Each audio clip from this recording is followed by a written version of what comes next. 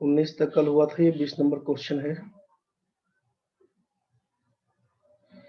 Question में था कि राम ने विमान से 1200 किलोमीटर यात्रा की, जो उसके भ्रमण का 2/5 भाग है। उसने भ्रमण की 1/3 यात्रा कार से की और शेष रेलगाड़ी से। रेलगाड़ी द्वारा की गई यात्रा की दूरी कितनी थी? ठीक है, सोचिए जरा कि 2/5 भाग मतलब 2/5 का मतलब कितना? 40%। 40% जर्नी वो किया है किससे?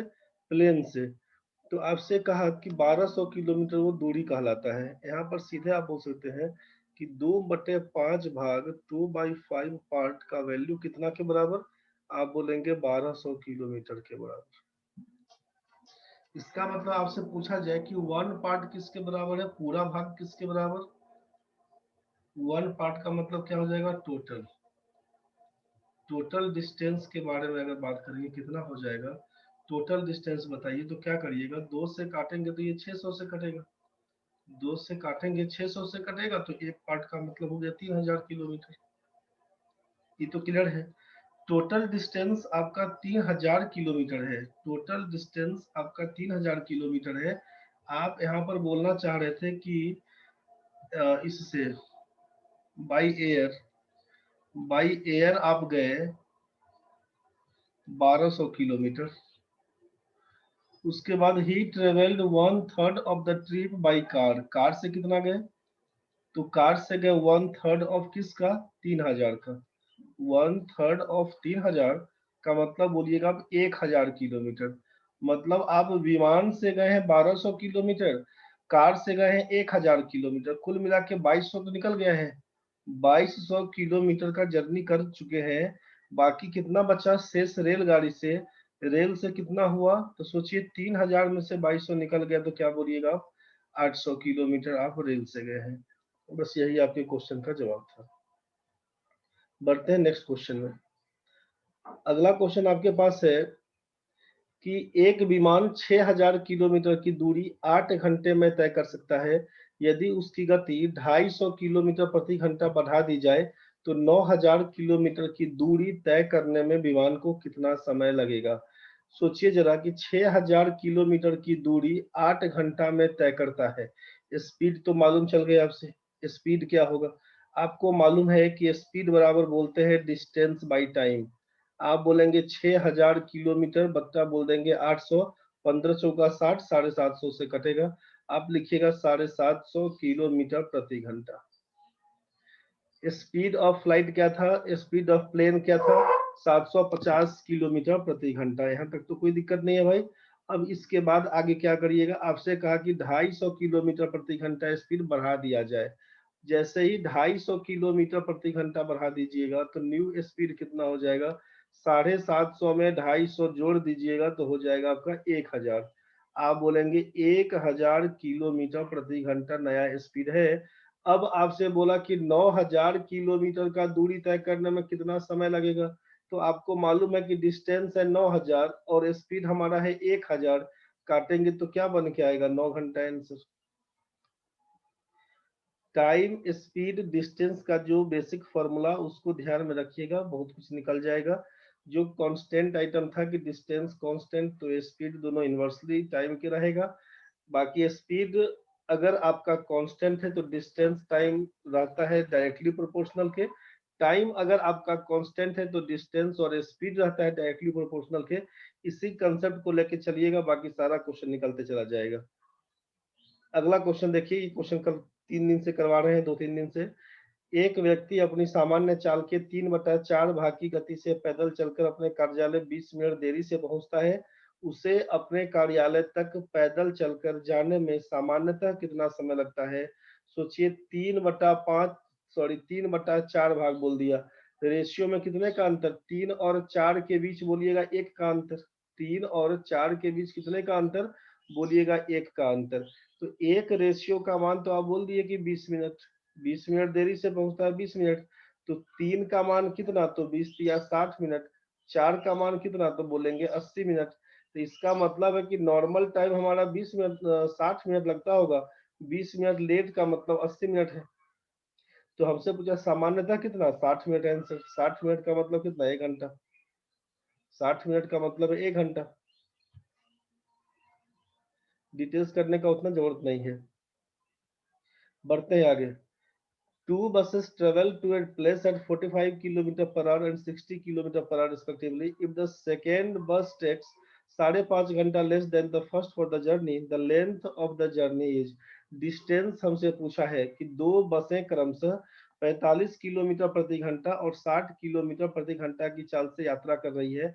यदि दूसरी बस पहले बस की अपेक्षा यात्रा में 5.5 घंटा कम समय लेती है, तो बताइए यात्रा कितनी लंबी थी?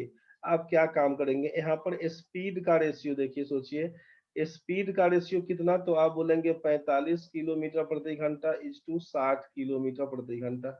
ये आपका स्पीड का रेशियो है। अगर हम पूछेंगे यहाँ से स्पीड के बाद की टाइम का कहानी बताइए, तो टाइम तो इसका उल्टा चलेगा भाई। 60:45, मतलब 15 से काटिएगा तो 15 चौका 60, 15 तिया 45। यहाँ तक तो ठीक है। अब क्वेश्चन में क्या दिया है कि दूसरी बस इसके बारे में पहले की अपेक्षा 4 से 5.5 घंटा कम लेती है। मतलब दोनों रेशियो के बीच में 1 का अंतर है, तो एक यूनिट, एक रेशियो लिख देते हैं कि 1 रेशियो का वैल्यू कितना? 5.5 घंटा, मतलब 11/2 घंटा। आप चाहे इसमें पुट करिए तब, चाहे इसमें पुट करिए तब, बात बराबर है। आप किसी में पुट कर सकते हैं। अगर हम आसान सोचने के लिए, एक रेशियो का मान जब 11/2 घंटा आया हुआ है, तो 4 रेशियो का मान कितना? 4 गुना 11/2, यही ना करिएगा। बोलिएगा आप यहाँ से 22 घंटा। तो हमसे पूछा डिस्टेंस, तो डिस्टेंस बराबर होता है स्पीड इनटू टाइम। डिस्टेंस बराबर होता है स्पीड इनटू टाइम। तो आप बोलिएगा कि 45 किलोमीटर प्रति घंटे का स्पीड से 22 घंटा लगा। 45 गुना 90, 990 किलोमीटर आपका आंसर बन के आएगा। आप बोलिएगा इसमें सेट करिए, तो एक रेशियो का मान 11/2, 3 रेशियो का मान कितना? 33/2, यही ना करिएगा। 33/2, 33/2 आवर लगेगा। स्पीड क्या था? 60 किलोमीटर पर आवर, यही ना बोलिएगा।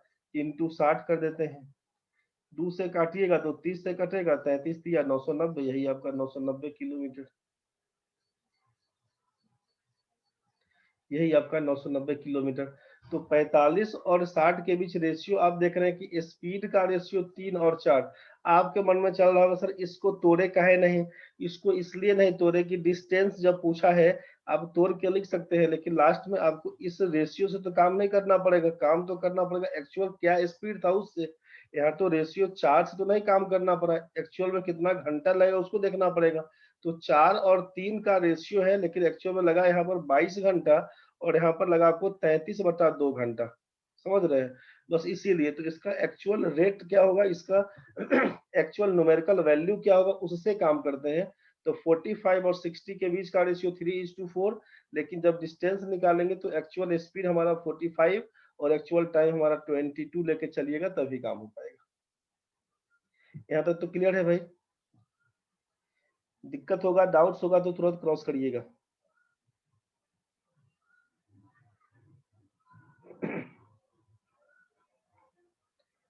बाकी आपको मालूम है कि डिस्टेंस जब कांस्टेंट होता है, जब डिस्टेंस कांस्टेंट है, तो आप क्या लिखते हैं? S1 T1 बराबर S2 T2, यही ना बोलते थे। वही कहानी फिर से आप बोल देते हैं कि 45 किलोमीटर प्रति घंटा के हिसाब से जाता है, तो क्या लगेगा टाइम? तो आप बोलेंगे T घंटा लगता होगा। फिर बोलेंगे अगर 60 किलोमीटर प्रति घंटा के हिसाब से जाएंगे तो 5.5 घंटा कम लगता है, मतलब T - 5.5, मतलब 11/2, यही ना बोलिएगा। 15 से काटिएगा 3, 15 से काटिएगा 4, ये आपके सामने बन के आएगा 3t बराबर कितना 4t माइनस 4 गुने 11/2 मतलब 22 लिखिएगा। यहाँ से लिखिएगा 4t माइनस 3t का मतलब 22, इसका मतलब t का मान निकल गया आपके सामने 22, टी का मतलब निकल गया है आपके सामने 22। यही आप बोलते हैं 22 घंटा टाइम लगेगा नॉर्मली।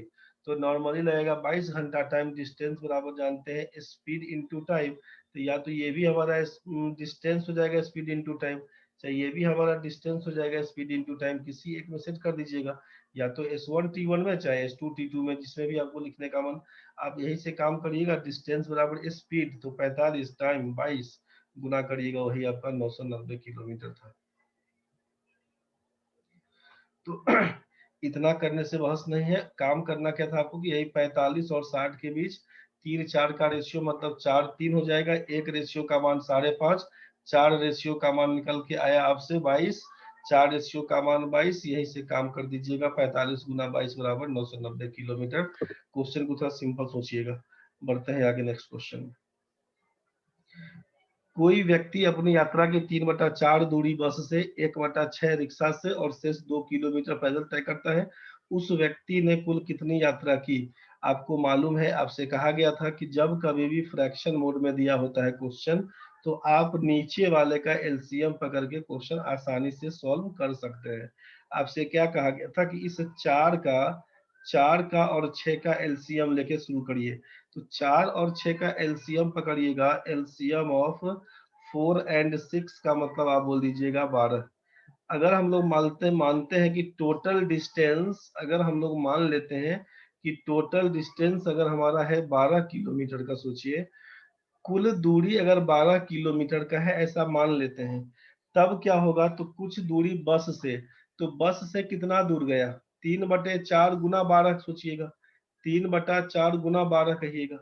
रिक्शा से कितना गया? तो 1/6 गुना 12 कहिएगा। रिक्शा से कितना दूर गया? तो 1/6 इंटू 12। मतलब अगर हम पूछे आपसे कि बस से कितना दूर गया, तो आप बोलेंगे 3/4 दूरी, मतलब 3/4 गुना 12, आप बोलिएगा यहाँ से 9 किलोमीटर वो लोग गया है बस में। रिक्शा से कितना दूर गया? आप बोलेंगे रिक्शा से कितना दूर गया? तो रिक्शा से गया है 1/6 इंटू 12, 6 दूना 12, बोलिएगा 2 किलोमीटर। तो अब शेष 2 किलोमीटर पैदल चलता है, तो इसका न्यूमेरिकल वैल्यू तो अलग है भाई। हम लोग जितना माने हैं उस हिसाब से क्या होगा मेरा? तो आप बोलेंगे पैदल कितना दूर चलेगा? तो पैदल चलेगा हमारा, सोचिए कि 12 किलोमीटर कुल जर्नी है। 12 किलोमीटर में से 9 किलोमीटर निकल गया बस में, 2 किलोमीटर निकल गया रिक्शा में, तो पैदल कितना जाएगा? 1 किलोमीटर। पैदल जाएगा 1 किलोमीटर। कुल यात्रा कितनी थी? तो आप क्या बोलिएगा अकॉर्डिंग टू क्वेश्चन? अगर हम बात कर लेते हैं कि पैदल जब हमारा 1 किलोमीटर है, तो 1 किलोमीटर जब पैदल जाता है तो टोटल डिस्टेंस कितना कवर किया? तो बोलिएगा 12 किलोमीटर। क्वेश्चन में दिया होगा कि नहीं शेष 2 किलोमीटर चलता है पैदल। भाई जब ये 2 किलोमीटर चलेगा तो टोटल डिस्टेंस 12 दूना 24 किलोमीटर का हो जाएगा। 24 किलोमीटर। सिंपल इसी पे बनाइएगा। एक्स एक्स लेके मान के नहीं करिएगा, एक्स एक्स लीजिएगा उलझिएगा। एक्स एक्स मानिएगा, बनेगा, कोई इशू नहीं है। लेकिन आप काम करिएगा इसी पर। 4 और 6 का एलसीएम 12, 12 का मतलब यहाँ से कर दीजिएगा 9 2 11, एक का मान यहाँ से बन के आएगा, एक का मान 12, दो का मान 24, सीधे आंसर बन के आएगा। आपका मन होगा एक्स पर करने का तो आप हम बता देते हैं, लेकिन आप करिएगा नहीं। आप टोटल डिस्टेंस को यहाँ पर एक्स किलोमीटर बोलते भी हैं। आप बोलेंगे बस से कितना दूर? तो बोलेंगे 3/4 एक्स। आप बोलेंगे रिक्शा से कितना दूर? आप बोलेंगे 1/6 एक्स। अब क्या कहिएगा? शेष कितना? रिमेनिंग आपसे पूछ दिया, रिमेनिंग कितना भाई? तो रिमेनिंग आप बोल दीजिएगा 2 किलोमीटर। अब आप यहाँ से क्या करिएगा अकॉर्डिंग टू क्वेश्चन, इसी को पकड़िएगा। तो बोलिएगा कि बस में गया है 3/4 एक्स, रिक्शा में गया है 1/6 एक्स, और शेष आपका 2 किलोमीटर, सबको जोड़ेंगे तो एक्स के बराबर। इसी में कर लीजिएगा फिर से आप। यहाँ पर 4 और 6 कैल्शियम 12 पकड़िएगा, यहाँ पर लिखिएगा 9 एक्स, यहाँ पर लिखिएगा 2 एक्स, यहाँ पर लिखिएगा 2/1, कुछ नहीं तो 24 हो जाएगा, बराबर यहाँ पर एक्स लिख दीजिएगा। यहाँ पर लिखिएगा 11 एक्स प्लस 24, बराबर लिख दीजिएगा 12x, 12x में से 11x जाएगा तो बचेगा x, x का मान आप बोलिएगा 24 किलोमीटर। यही आपका आंसर है, x का मान 24 किलोमीटर। तो x पर भी तो बनेगा, ऐसा नहीं बनेगा, लेकिन आपको सहूलियत क्या है कि 4 और 6 दिखेगा तो 12 सोचेंगे, 3/4 गुना 12 करिएगा 9 किलोमीटर, 1/6 गुना 12 2 किलोमीटर, बोलिएगा 1 किलोमीटर बचता है शेष। 1 का मान 12, 1 का मान 12, 2 का मान 24। बस यही से कहानी आपका आंसर है 24 किलोमीटर, इसी को आंसर बोलिएगा। बढ़िए आगे नेक्स्ट क्वेश्चन। एक व्यक्ति ने आंशिक रूप से 4 किलोमीटर प्रति घंटा की रफ्तार से पैदल चलकर और आंशिक रूप से 9 किलोमीटर प्रति घंटा साइकिल पर चलकर 9 घंटे में 61 किलोमीटर की यात्रा तय की। पैदल चलकर कितनी दूरी तय की गई? एक बार जल्दी बताइए, फिर बढ़ेंगे इस पर। बताइए आंसर क्या लिखिएगा। क्वेश्चन में दिया कि एक व्यक्ति ने आंशिक रूप से 4 किलोमीटर प्रति घंटा की रफ्तार से पैदल चलकर और आंशिक रूप से 9 किलोमीटर प्रति घंटा साइकिल पर चलकर 9 घंटा में 61 किलोमीटर की यात्रा तय की। पैदल चलकर कितनी दूरी तय की गई? सोचिएगा यहाँ से। ए से बी का दूरी है आपका 61 किलोमीटर।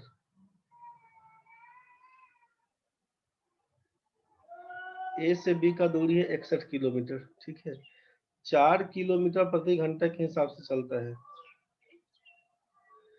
एक व्यक्ति ने आंशिक रूप से कुछ दूरी चला है 4 किलोमीटर प्रति घंटा के हिसाब से, फिर बाकी दूरी चलता है 9 किलोमीटर प्रति घंटा के हिसाब से।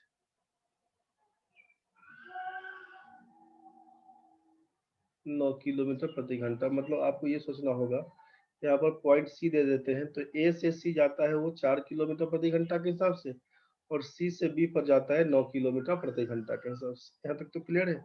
टोटल ए से बी का दूरी है 61 किलोमीटर। अगर हम बोल देते हैं कि ए से सी का दूरी अगर x किलोमीटर को मान लेते हैं, तो सी से बी का दूरी कितना, तो आप बोलेंगे 61 माइनस एक्स। एकदम डिटेल्स ढंग से समझिएगा।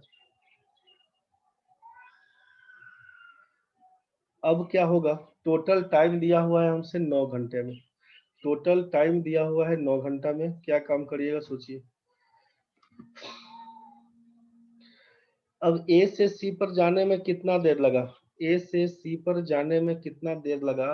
According to question total time तो लगता है 9 घंटा। आप जानते हैं कि टाइम बराबर होता है डिस्टेंस बाई स्पीड। टाइम बराबर होता है distance by speed. X by 4 plus क्या लिखिएगा, 61 माइनस एक्स बाई 9 कर दीजिएगा, बराबर कितना देर लगा, 9 घंटा। इसको सॉल्व करिएगा, 4 और 9 का एलसीएम 36 पकड़िएगा, यहाँ पर लिखिएगा 9x प्लस 4 से गुना करिएगा तो 244 माइनस करिएगा 4x बराबर कर दीजिएगा 9। यहाँ पे करिएगा 5x बराबर 5x प्लस 244 लिख देते हैं पूरा, 36 9 324 होता है। आप यहाँ से 5x का वैल्यू क्या लिखिएगा, 324 माइनस 240, 244 नहीं 244, इसको हटाइएगा तो 80 हो जाएगा 5x का वैल्यू। 5x का मान अगर 80 है तो x का मान कितना बोलिएगा, 16। x का मान है 16 किलोमीटर। जो x आपका आया हुआ है ये है आपका 16 किलोमीटर। तो बाकी कितना बचेगा, 61 में से 16 जाएगा तो बोलिएगा 45 किलोमीटर। तो ये आपका आंसर है कितना, 16 किलोमीटर। पैदल पूछा है, पैदल गया है 16 किलोमीटर। डिटेल्स क्लियर हो गया होगा। ऑप्शन के थ्रू चलेंगे। अगर सोचिए कि टोटल 61 किलोमीटर है, पहला ही ऑप्शन अगर 16 किलोमीटर पकड़ लेते हैं तो 4 किलोमीटर प्रति घंटा के हिसाब से 16 किलोमीटर जाने में लगेगा हमको 4 घंटे का टाइम। 16 किलोमीटर लगेगा हमको 4 घंटे का टाइम। तो 61 में से 16 घटाइएगा तो बचेगा कितना, 45। अब 45 किलोमीटर का दूरी अगर 9 किलोमीटर प्रति घंटा के हिसाब से जाते हैं तब क्या होगा, 45/9 का मतलब है 5 घंटा। तो टोटल तो 4 और 5 मिला के 9 घंटा तो दिया ही हुआ है, मतलब ठीक है आंसर। ऑप्शन के थ्रू जाएंगे तब का केस। डिटेल्स आप समझ ही गए हैं। डिटेल्स में किसी को दिक्कत है भाई? No sir. चलिए ठीक है, डिटेल्स क्लियर सबका तो ठीक है, बहुत सुंदर। तो अब हम लोग इसको मिटा देते हैं।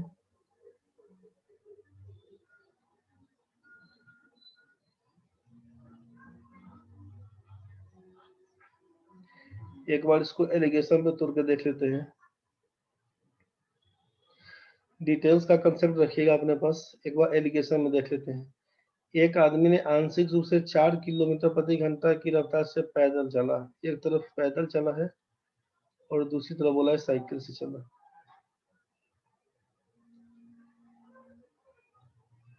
दूसरी तरफ बोला है साइकिल से चला।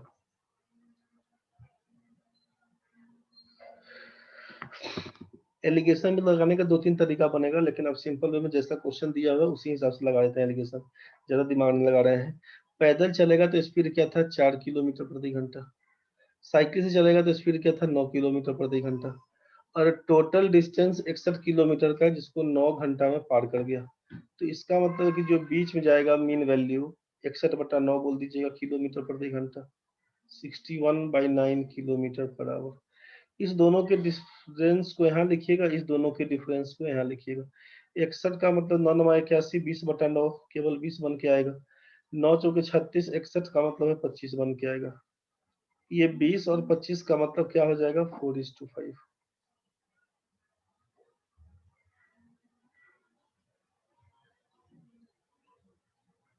4:5। ये 4:5 क्या है, तो ये रेशियो शो करेगा टाइम का। ये रेशियो शो करेगा, ratio of time. Ratio of time, ये समय का रेशियो है। अब जरा सोचिए कि डिस्टेंस कितना, पैदल के हिसाब से बात करेंगे तो 4×4 = 16 किलोमीटर। 16 रेशियो बोलिएगा इसको, 16 रेशियो पैदल जाएगा। समझ रहे हैं। 9 किलोमीटर प्रति घंटा के हिसाब से 5 रेशियो है दिया हुआ, 9×5 = 45, बोलेंगे 45 रेशियो। ये डिस्टेंस का कहानी बन के आया। तो सोचिए कि टोटल डिस्टेंस रेशियो के हिसाब से कितना, तो 45 और 16 मिला के 61। तो 61 रेशियो का मान तो 61 किलोमीटर दिया है टोटल डिस्टेंस। 61 रेशियो का मान 61 किलोमीटर। तो एक रेशियो का मान 1 किलोमीटर। एक रेशियो का मान 1 किलोमीटर। एक रेशियो का मान है 1 किलोमीटर। इसका मतलब 16 रेशियो का मान कितना, ये जो 16 बन के आया है, 16 रेशियो का मान कितना, तो 16 रेशियो का मान 16 किलोमीटर। 16 रेशियो का मान बोलेंगे 16 किलोमीटर। आसान बनेगा रेशियो के थ्रू बनाने में। क्वेश्चन एग्जाम में पूछेगा, रेशियो पर निकल जाइएगा। अगला क्वेश्चन समझिए। एक कार एक निश्चित दूरी 42 किलोमीटर प्रति घंटा की दर से 10 घंटा में पूरी करती है। उसी दूरी को 7 घंटा में तय करने के लिए कार की गति में कितने किलोमीटर प्रति घंटा की वृद्धि आवश्यक है। जल्दी सोच के बताइए क्या लिखिएगा।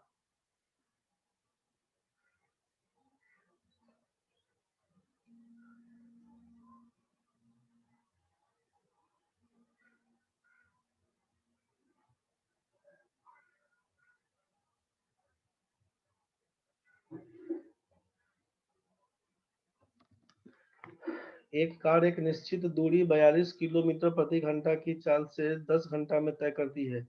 क्या काम करिएगा सोचिए। यहाँ पर टाइम का रेशियो अगर पूछेंगे तो आप लिखेंगे 10:7। तो इसका मतलब स्पीड तो इसका उल्टा पड़ जाएगा, 7:10 बोल दीजिएगा।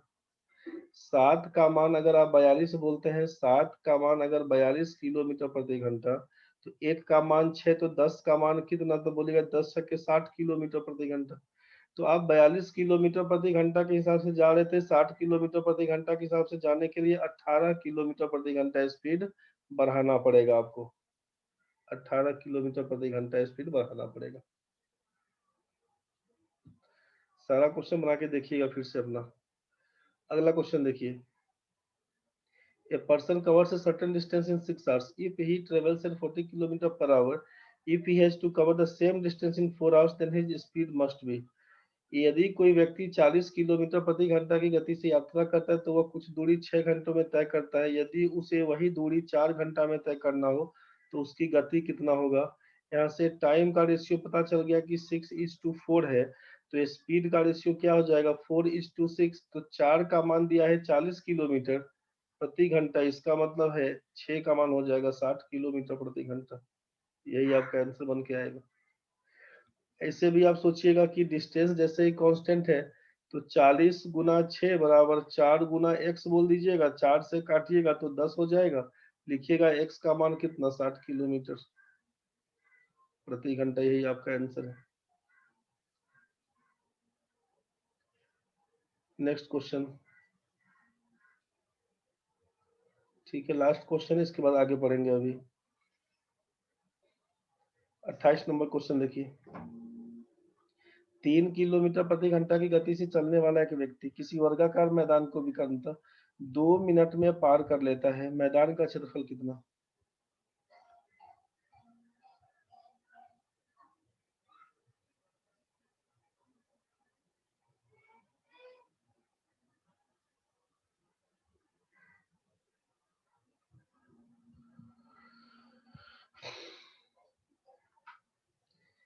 ए बी सी डी, ABCD वर्गाकार विकर्ण है, वर्गाकार मैदान है। सोचिए 10 मिनट में कट जाएगा भाई। वापस आइएगा सब लोग। ABCD वर्गाकार मैदान है। एक आदमी का गति आपसे बोला कि 3 किलोमीटर प्रति घंटा है। स्पीड आपसे बोल दिया है, यहाँ पे स्पीड आपको बोल दिया कि 3 किलोमीटर प्रति घंटा है। और वो विकर्ण था डायगोनली, मतलब A से C पर वो पार हो जाएगा कितना देर में? तो A से C पर पार हो जाएगा 2 मिनट में। टाइम आपको बोल दिया है 2 मिनट। टाइम आपको बोल दिया है 2 मिनट। तो मैदान का क्षेत्रफल बताइए। मैदान का क्षेत्रफल, ये पूरा एरिया बताना है आपको। तो आपसे करना क्या है कि डिस्टेंस AC, डिस्टेंस जो आपके सामने है AC, डिस्टेंस AC ये कितना है इसको पहले देखना पड़ेगा। डिस्टेंस AC कितना है इसको देखना पड़ेगा। तो स्पीड जो हमारे सामने है यहाँ पर 3 किलोमीटर प्रति घंटे का, इसको जरा सोचिए। 3 किलोमीटर प्रति घंटे का मतलब है 3 × 5/18 मीटर पर सेकेंड बोल दीजिएगा। 3 से काटिएगा तो 6 बोलिएगा। मतलब डिस्टेंस बराबर होता है स्पीड इंटू टाइम, यही बोलते हैं। तो स्पीड कितना है? 5/6 मीटर पर सेकेंड, ये हमारा स्पीड है। और टाइम कितना? 2 मिनट। 2 मिनट का मतलब आप बोलिएगा 60 सेकेंड का 1 मिनट, तो 120 सेकेंड का 2 मिनट, 120 सेकेंड बोल दीजिएगा। 6 से काटेंगे तो यहाँ पर बन के आएगा 20, मतलब 20 × 5 = 100 मीटर हो जाएगा। इस सेकेंड से ये सेकेंड कैंसिल। डिस्टेंस कितना निकल के आया? 100। AC का मान 100। AC क्या है? विकर्ण है, डायगोनल। तो आपसे पूछता है एरिया। मेंसुरेशन में तो हम लोग पढ़ के आए हैं अभी कि एरिया निकालने के लिए क्या होता है? डायगोनल का स्क्वायर बाई 2। वर्ग का विकर्ण दिया हो और उसका क्षेत्रफल पूछे तो क्या लिखेंगे? विकर्ण का स्क्वायर बटा 2। विकर्ण कितना है? 100। 100 का स्क्वायर कर लीजिएगा 10,000 बटा 2। आंसर कितना बोल दीजिएगा? 5,000 किलोमीटर, 5,000 सॉरी मीटर। बस यहीं से काम निकाल दीजिएगा। ठीक है, बढ़ते हैं हम लोग आगे। अब तो जितना पढ़े हैं सबको ढंग से रिवाइज कर लीजिएगा, परेशान नहीं होइएगा। अब एक बार बढ़ते हैं आगे।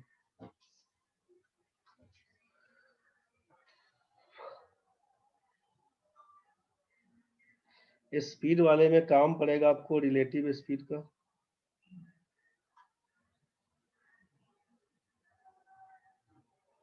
रिलेटिव स्पीड मतलब सापेक्षिक चाल।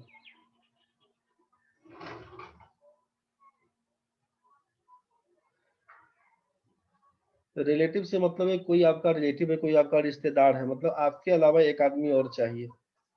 रिलेटिव का मतलब है ना, कोई आपका रिलेटिव है, तो कोई आपका रिलेटिव है मतलब आपके अलावा एक आदमी और चाहिए। सापेक्षिक चाल का वही मतलब होता है कि एक दूसरे के रेस्पेक्ट में, एक दूसरे के रेस्पेक्ट में, एक दूसरे के तुलना में। तो रिलेटिव स्पीड में क्या कहानी है समझिएगा कि दो आदमी या तो एक ही दिशा में चल रहा है, दौड़ रहा है, उसके हिसाब से बात होता है। चाहे एक आदमी अगर इधर जा रहा है तो दूसरा आदमी इधर आता है। क्वेश्चन या तो आदमी पर रहेगा, किसी भी ऑब्जेक्ट पर दिया रहेगा, चाहे ट्रेन पर क्वेश्चन आता है कि एक ही दिशा में जाता है तब क्या कंसेप्ट बनेगा। दूसरा है अपोजिट डायरेक्शन में, मतलब टुवर्ड्स ईच अदर। एक ही दिशा में जाता है अलोंग द सेम डायरेक्शन का केस होगा तब, चाहे अगेंस्ट द डायरेक्शन का केस बनेगा, अपोजिट डायरेक्शन का केस बनेगा तब के केस में। तो रिलेटिव स्पीड में दो ही कंसेप्ट ध्यान रखना है। एक तो रहेगा आपका पहला कि सेम डायरेक्शन में जाने का, कि कोई भी दो ऑब्जेक्ट एक ही दिशा में चल रहा हो। सेम डायरेक्शन का मतलब है एक ही दिशा में जाना, एक ही दिशा में जा रहा हो। तो सेम डायरेक्शन का मतलब है एक ही दिशा में जा रहा हो। तो आपसे पूछेगा रिलेटिव स्पीड क्या है, तो आप रिलेटिव स्पीड को माइनस बताइएगा, मतलब डिफरेंस ऑफ स्पीड।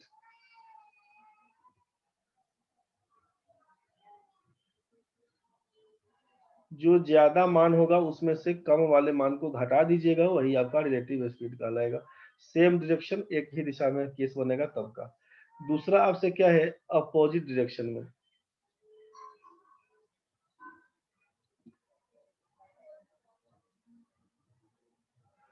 मतलब विपरीत दिशा में।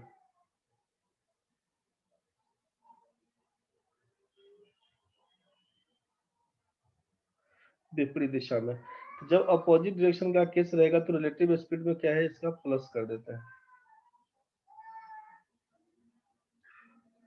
सम ऑफ स्पीड। इसमें रिलेटिव स्पीड जब सेम डायरेक्शन में जाएगा तो क्या करते हैं, चालों का अंतर, एक ही दिशा में जाएगा तो चालों का अंतर कर लेते हैं हम लोग। और जब इसमें रहेगा विपरीत दिशा वाला केस तो चालों का योग करके काम करते हैं।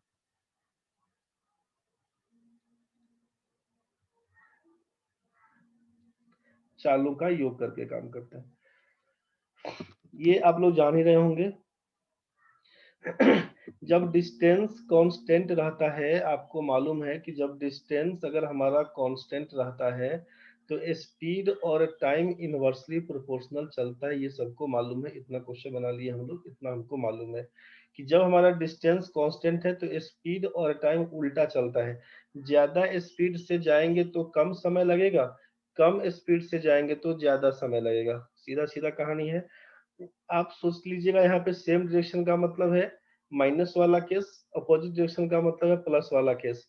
एक बार ऐसे ही समझने के लिए केवल सोच लीजिए कि मान लीजिए कोई ट्रेन में किसी रेलगाड़ी में बैठे हैं, यहाँ पर दो आदमी है बैठा हुआ, ठीक है, दो आदमी बैठा हुआ है, सोचिए दो आदमी बैठा हुआ है। ट्रेन का स्पीड अगर है 40 किलोमीटर प्रति घंटा, किसी बस का स्पीड है 40 किलोमीटर प्रति घंटा, बाइक से आप जा रहे हैं, बाइक का स्पीड है 40 किलोमीटर प्रति घंटा, तो इसमें बैठा हुआ हर एक आदमी का स्पीड तो 40 किलोमीटर प्रति घंटा ही होगा। मान लीजिए ये आदमी ए है, ये आदमी बी है, तो ए का स्पीड पूछेंगे कितना, तो ये आप बोलिएगा 40 किलोमीटर प्रति घंटा उसका भी स्पीड। बी का स्पीड कितना, तो बोलिएगा 40 किलोमीटर प्रति घंटे का स्पीड। ये किसके रिस्पेक्ट में, तो 40 किलोमीटर प्रति घंटे का स्पीड है, ए का बी के रिस्पेक्ट में नहीं है। क्योंकि ए और बी जिस ट्रेन की बोगी में जहां पे बैठा हुआ था, तो जो जहां है वहीं बैठा हुआ है। आप बोलेंगे यहाँ पे कि स्थिर वस्तु के हिसाब से हम लोग कंपेयर करते हैं, स्थिर वस्तु के रिस्पेक्ट में हम लोग कंपेयर करते हैं। स्टेशनरी ऑब्जेक्ट, स्थिर वस्तु के हिसाब से सोचेंगे तो बोलेंगे 40 किलोमीटर प्रति घंटा के हिसाब से चल रही है। तो ए का भी स्पीड 40 किलोमीटर प्रति घंटा, बी का भी स्पीड 40 किलोमीटर प्रति घंटा।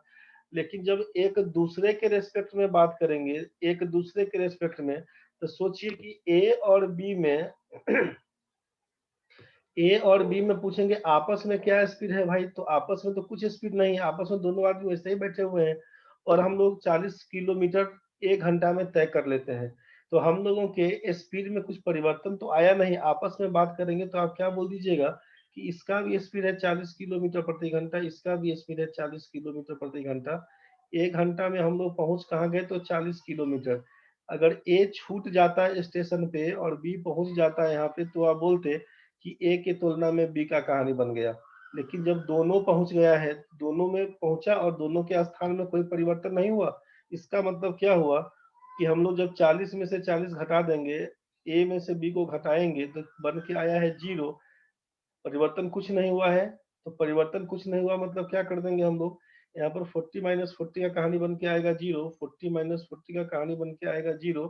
तो रिलेटिव स्पीड का जब केस बनेगा कि एक दूसरे के रेस्पेक्ट में बताइए क्या स्पीड, तो बोलेंगे कोई परिवर्तन नहीं हुआ हम लोग के स्पीड में। तो परिवर्तन नहीं हुआ का मतलब 0, 0 कैसे, तो 40 में से 40 घटा देंगे तब का केस। एक ही दिशा में जानने का कहानी बन के आएगा तो घटा के बोल दीजिएगा। दूसरा सोचिए, दूसरा सोचिए कि ए और बी का कहानी है, ए और बी का कहानी है।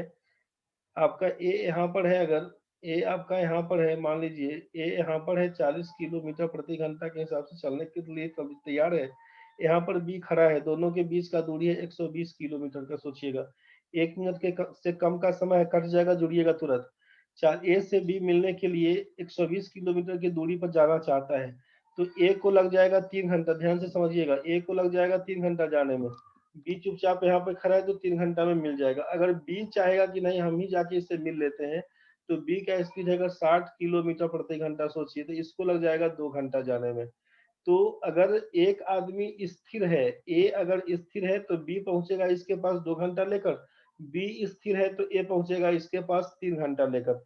लेकिन जब बात हुआ कि नहीं ठीक है, ए भी चलता है, ए भी चलना शुरू कर दिया और बी भी चलना शुरू कर दिया, तो बीच में कहीं ना कहीं तो मिलेगा ही।